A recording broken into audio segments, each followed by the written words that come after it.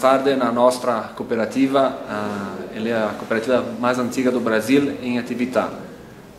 Temos 99 anni, próximo ano faremo um centenário de história. Temos 4.400 famílias de Choti, desses 4.400, 3.000 famílias e produtores de latte. E recolhemos latte em 80 municípios qua della Serra Gaúcha e temos produtos da marca Santa Chiara. Temos o formaggio più reconhecido do estado do Rio Grande do Sul, onde esta semana vamos receber certificação de qualidade e de destaque da participação pela marca Santa Clara no estado do Rio Grande do Sul, mostrando a qualidade dos produtos.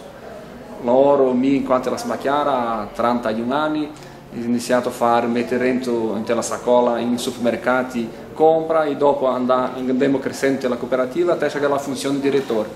E a Santa Chiara tem esta política de valorização delle persone para crescer na sua atividade e valorização de seus produtores junto alla produzione del latte in tale propriedade. La Santa Chiara è pioneira in una serie di attività na sua storia. Fomos pioneira em aplicar a inseminação artificial aqui no estado do Rio Grande do Sul, dessa tecnologia. Fomos pioneira em obter o sistema de certificado de qualidade do sistema ISO 9000, como cooperativa e como indústria. E nós também fomos pioneiros em coletar todo o latte dei produttori, tudo em caminhão-tanque, não minha intari, né? E isso foi criando todo o diferencial para nossos produttori, para a nossa cooperativa, que pudesse ter a fama dei prodotti Santa Chiara.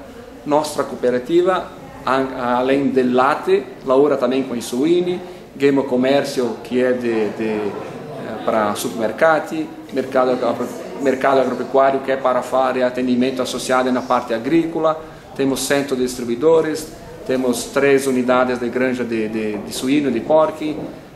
Se diversificou para poder manter a atividade com o associado e manter o associado produtor na propriedade, na sua atividade, fazendo com que se possa ele ter as suas necessidades com a nossa cooperativa.